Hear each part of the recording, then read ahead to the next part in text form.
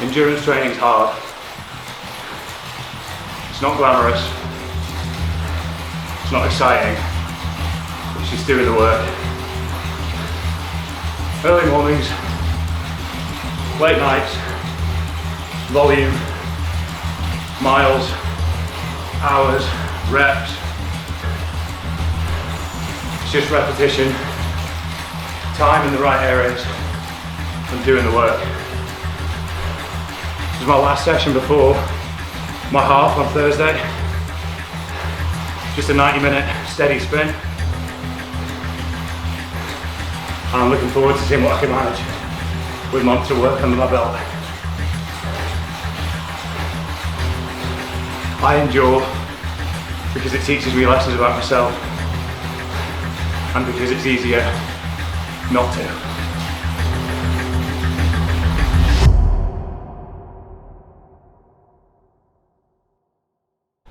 Alright, so fucking hell, pig. Probably worth nipping in the bud. If you hear background noise, that is a pig / dog grumbling away down there.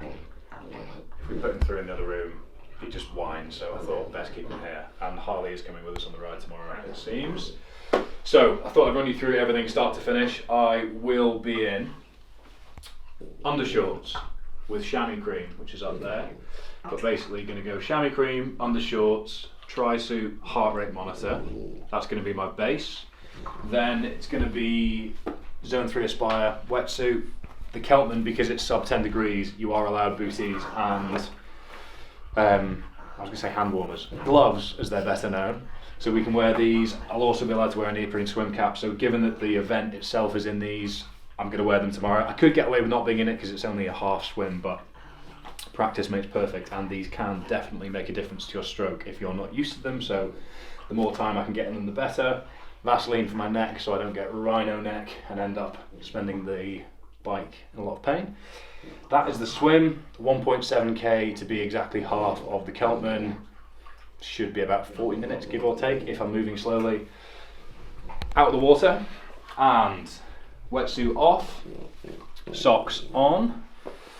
Then I have leg warmers and arm warmers, which are going to go with my tri-suit because basically the temperature is due to be about 5-6 degrees in the morning, and then by 10-11 it should be around 10 or 11. So once I'm moving, I should be able to take these off, take off my very, very worn overshoes. It's worth mentioning this is like bad behaviour. I definitely need a new set of these, but nonetheless those will be on tomorrow. I'll have a buff on to start with, I'll then pull that down. I'll have my helmet on, obviously. In terms of what I'm going to be taking on the bike, this will be in the car, but basically means that unless I'm kind of isolated away from the road, I shouldn't really need to worry about punctures. I'll have a few CO2 canisters, however, if I do, as well as a hand pump on tap, tool, tyre levers, and then that's 3 spare tubes. So if I get through more than 3 tomorrow, then I'm cancelling this whole process and not turning up to the Celtman. So the bike itself is set up, ready to go. Got my tyres all sorted. I mean, gear is what I want it to be in for when I actually get off the bike. But nutrition wise, I'll go through that. But I'm going to have food in here. I'm going to have water, electrolytes and carbs in here. I'm going to have 1 water bottle in here. And then rather than having anything in the back, I'm just going to rotate this one in the car itself and basically switch around because I will have a support car. That is the bike. I'll have spare chamois cream on my person as well. I'll have probably my clear sunglasses on because it's due to be overcast, but I do have a spare lens if it does get any sunnier. And then bike shoes, obviously. In the way of nutrition, I'll come out of the water, I'll sink a gel just to get some quick energy in me. And then this is basically working out as 6 or 7 hours worth of total fuel based on 0.5 times my body weight equals how many grams of carbs I'm shooting for an hour. So this is about 60 grams of carbs an hour, give or take. Going to be having probably 1 of these every 30 to 45 minutes on the bike, and same again on the run. In my water bottles I'll be having awesome electrolytes and carbs, which will be there on my trail bag and here on rotation on the bike. And then when you're a bit of a bulk pony like me, chamois cream is the only way that your gooch can maintain any sense of integrity, but we'll leave that there. Onto the run. I have tried to mimic the Celtman as much as I can. So when you come off the bike in the Celtman, that is transition 2. There is transition 2A as well. So the first section is about 18k on tarmac before you get to the bottom of the hills. So I'm doing exactly the same sort of relative thing tomorrow. Going to get off the bike and I'm going to be in Saucony Endorphin speeds because I've recently stopped doing as much road work on zero drop shoes just because there's so much stress going through my calves coming off the bike. Don't love the feeling of these at all, but at the moment it's the only way that I'm able to get the volume through my calves. So needs must. Gonna have a hat on me, gonna keep the sunglasses on wherever they are, just here. Then I will just be in a dry suit and I will have my Osprey Duro 6 as well as some water in the back there and the 500ml soft pouch with electrolytes and carbs. Once I get to the car park for the foot of the Pentlands and finish and start the hilly section, I'll be in these, which are the Ultra Superiors, which are the closest minimalist trail shoes that I tend to do a lot of my volume in when I'm not in Vivos, and that's that. So 1.7k swim, 101 kilometer bike with over 1,100 meters of elevation gain, and a 21 kilometer run with 793 meters of elevation gain. And this is the harsh reality of what a triathlon looks like, and this is only a half. For reference, Harley is not part of the kit required, but I think she's coming anyway.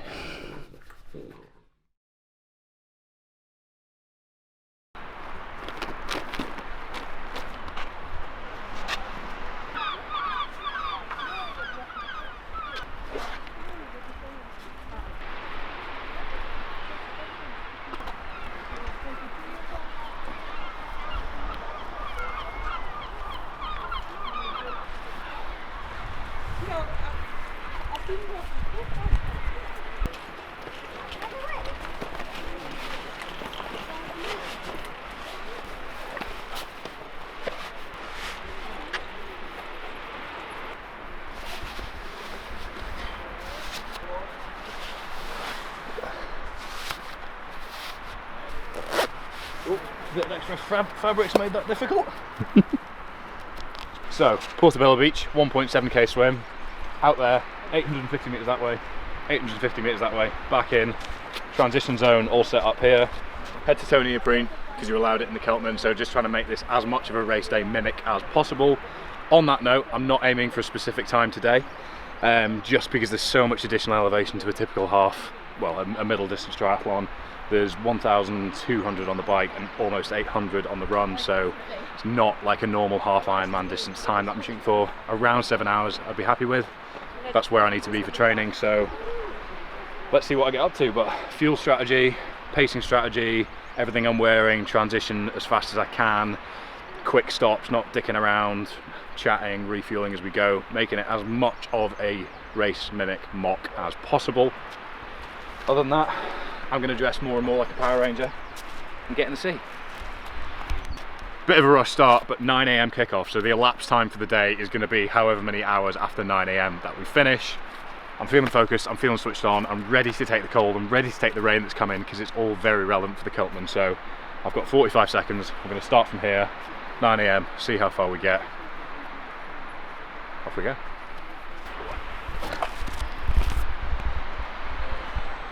Alright, that's 9, I'm off.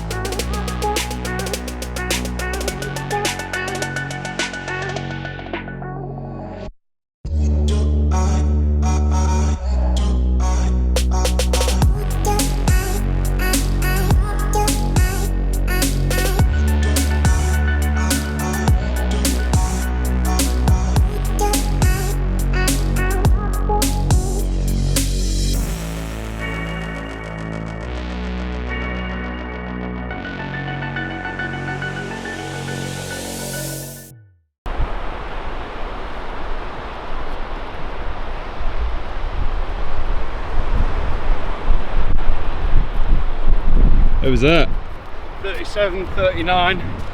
Felt pretty solid, but second half, boy, that was tough. So you were quicker. Choppy and a bit rough, but decent speed. Didn't feel too stressful. Legs are cramping a little bit though, which is odd. So, got to learn to swim without kicking. I'm not very good at it anyway, but onto the bike, try and be as quick as I can and just get moving because it's quite cold. I think it's about 6 degrees air temperature, so need to warm up fast.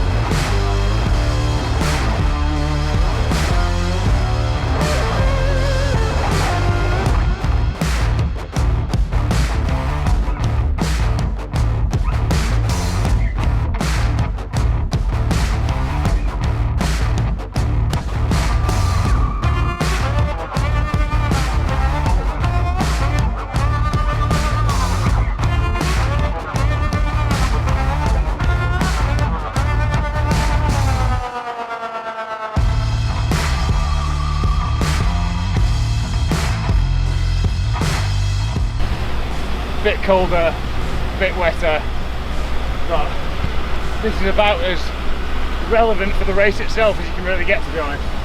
So, on the plus side, good training.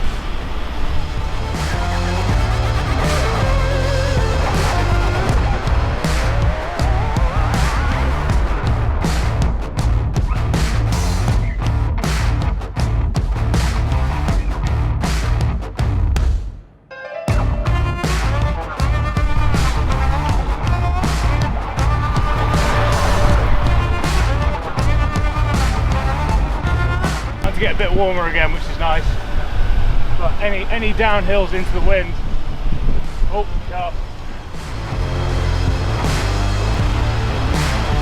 zoom, fast little section.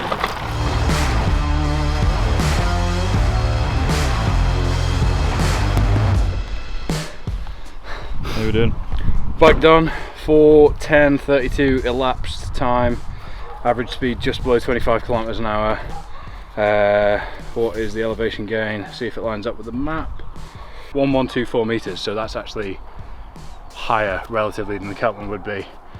You would normally be able to see where I'm going now, but Pentlands are out of view, so into my road shoes, down the road, in through Pennycook, I think, ish, onto the A road, the B road, the one that goes towards Bigger. I think it was actually called Bigger Road.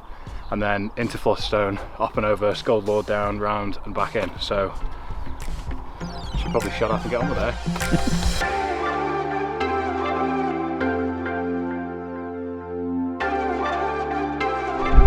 I'm so sick of bananas.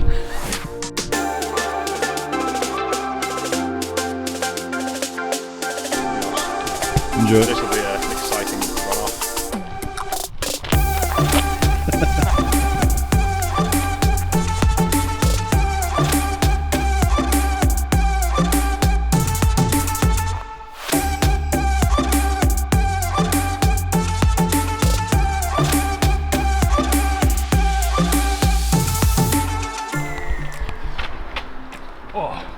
Okay. 16% gradient isn't very kind, is it? Not after what you've This is just the done. biggest obstacle of the day, this. What? Towards an adductor. Right. Kick on. This is a relief.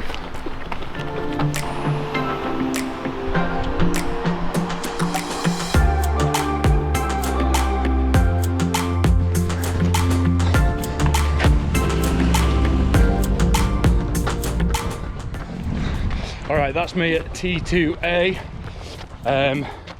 What have we done? 7.85k in 47 minutes. Moved well there. It's just my calves aren't any uphill. We're taking a battering, so scaled it back a little bit there. My heart rate's relatively okay, but my breath is, as you can probably tell, all over the place. Heading up there, usual route that you might have seen in previous videos. If you haven't, you can go back and check it out for yourself. But visibility is poor. It's been wet the past couple of weeks, so it might be a slip and slide on which I can't see, which we all know sounds like an incredibly safe and enjoyable experience for everyone involved. So let's see what happens. Gonna get some food on board, gonna change my shoes so I've got some more aggressive logs on my soles, and put on a waterproof because it's gonna be cold up there. Gonna keep the gloves on as well, so adios.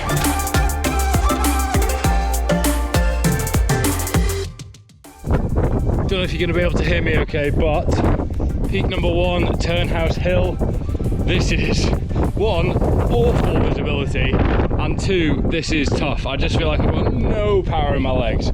I felt great on the road through to the car park, but the incline's tough. Anyone that knows the Pentlands will know it's really quite unforgiving in terms of the incline before you head up this way from Flosserstone, so that's what I've been dealing with. Feel pretty sapped of energy. I'm all good on food and water and electrolytes, etc. It's just like, oh, drain. What I wish I'd done, and I regret not doing because I thought of it last night, you're allowed poles on the Celtman, and I really wish I'd brought them today given how steep this has been. So anyway, on to number 2, Carnethy Hill, then down and up to Scald Law, down around Glencourse, back into the car park.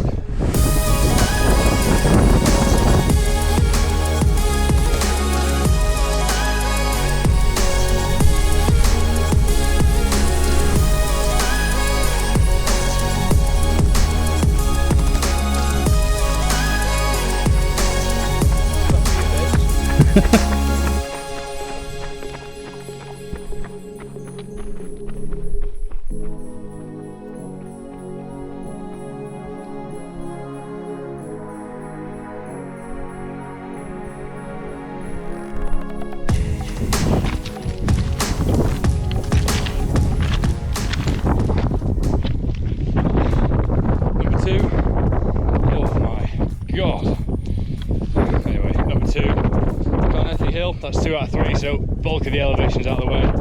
Down and up into Scald Law. This will mean nothing to those of you not from Edinburgh, but nonetheless, I'm going to be factual.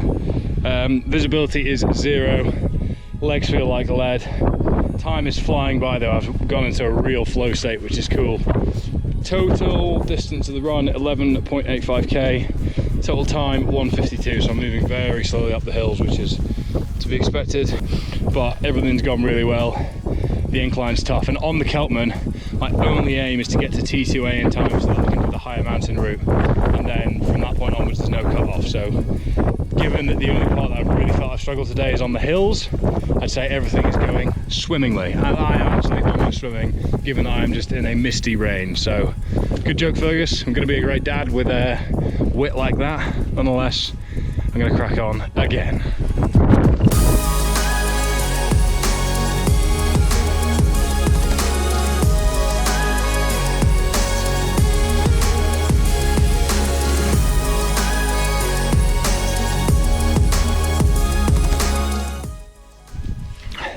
Just lost about 10 minutes there as I confidently went off in the wrong direction. You can barely see anything, so I just thought I was going the right way, but didn't recognise my surroundings and thought, right, compass and phone out. Had to do some nav to get back on track. I think I've lost about 8 to 10 minutes there being off course, but another good example of making sure that if you get caught in situations like this, you know how to get yourself out of them. Anyway, here we go.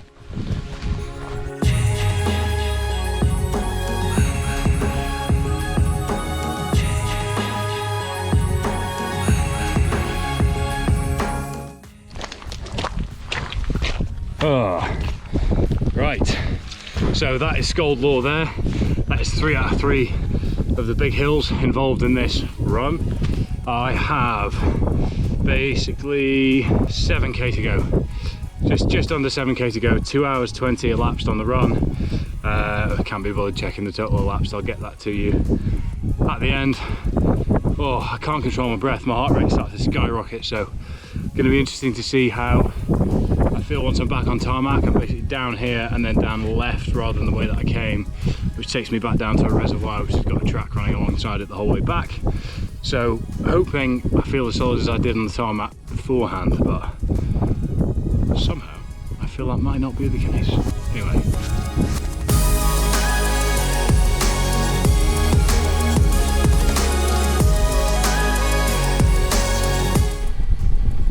How are we going? Couple tumbles. I think I'm just going to try and redline it in. Yeah. Got 20. Nah, I'm not going to make it under 3 hours. So 2:35. I was expecting about 2.5 hours to be honest, but I'm going to try and get that as close to 3 hours as I can. But I'm pretty cooked at this point. Pretty well. I'm not going to lie. So it's basically 5 and a bit K. Going to just try and do that. Let's say half an hour. Half an hour would be nice. I don't know how much my legs have got with me. Fuel, hydration, I'm spot on. Maybe a little bit starting to seep on the water side because I have my jacket on up there, but I'm wasting time.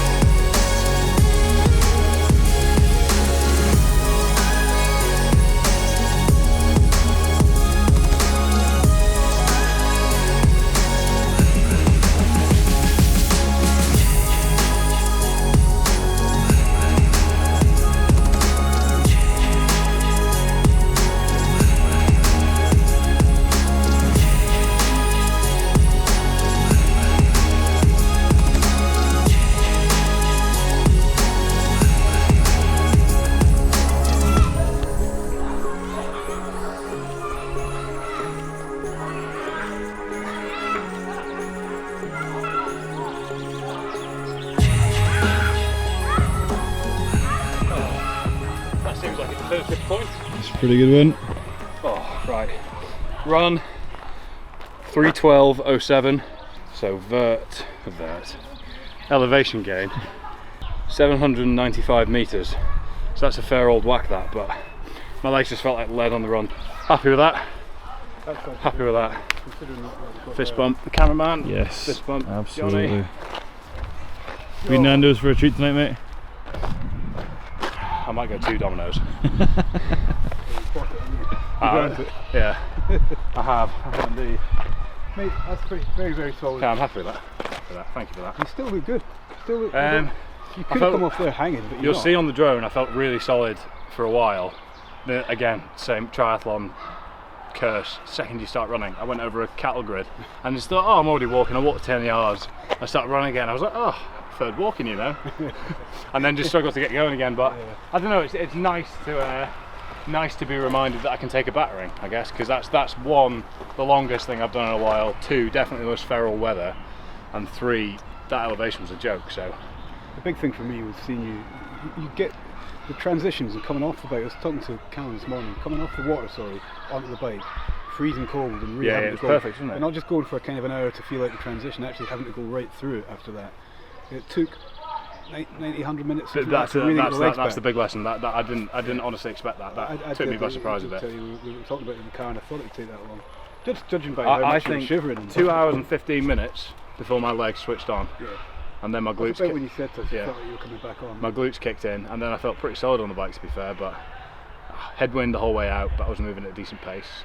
I can't really complain about today, to be honest. Another great thing we noticed was when you come off the bike onto the run, quite often you'll get that kind of really staggered because your back's all locked up and things, but you came off and you were solid, you were standing up nice and straight. I felt very, very good on that first section. So, yeah, wins. Mate, you know the section when you come down from Scald Law towards the little house. Yeah. You know how it's like a slip and slide. Yeah. I slipped and slid. Can see all that. Yeah. I literally made eye contact with a pile of sheep shit as I started sliding. So basically tried to like handspring myself over it and just landed my hip on a rock. Oh no. You'll feel that. I looked around like, wonder if anyone saw. Sheep didn't even see. Didn't even acknowledge my pain. Alright, job done. What a ball like that was. Good work, mate. Really pleased with that. Really pleased. Yeah, definitely. A few days off, a lot of food. Job done. Sold. Went back on it. Alright, bit of a debrief whilst it's fresh in my mind. Forgive me if I roll over my words a little bit as I'm a little bit delirious. No, I'm not. That's just an excuse. It's not been that long a day. So overall, pretty happy with my time. Went into the run probably a little bit optimistic with how much power I had in my legs for the uphills as I went, but pleased with the bike, pleased with the swim, pleased with the conditions, which might sound like a bit of a morbid thing to say, but ultimately this would be much easier if it was pleasant, scenic conditions, but this is exactly the sort of stuff that the west of Scotland can throw at you, and will throw at me. So really solid training session. Let's not forget that was a training session rather than an actual race, which is kind of a bitter pill to swallow, but nonetheless I am feeling alright. I could keep going. I don't want to and won't before anyone gets any ideas, but all in all, pleased with how that went. A few little things I would have changed. I think big lesson learned was how cold I was coming out of the water, like systemically almost, because it took me about 2.5 hours before I felt like my legs switched on the bike, so that's an interesting one. And then other big lesson I think is just my strategy when I'm in the hill. I'm going to walk any incline, use my poles. I said to the GoPro, annoyed I forgot my poles because you can use them on the Celtman and it's so steep up parts of there. It would have been a lifesaver just when I was really struggling with my calves and just felt like I had no power through my quads. So without me rambling on, I'm sure there's loads of footage for us to get to. I'm speaking to my future self at this point. Again, I've been doing that a lot in these videos recently. If you've made it this far, 1, thank you very much. 2, please remember to like and subscribe. And 3, why not give this a go yourself someday if you're local to around here. It'd be quite a pleasant day out on a less grey, dreary, miserable day. But that's it from me. I'm going to eat my body weight in food. Spoiler alert, pizza again. I'm a man of habit. That's it from me this time. I will see you next time.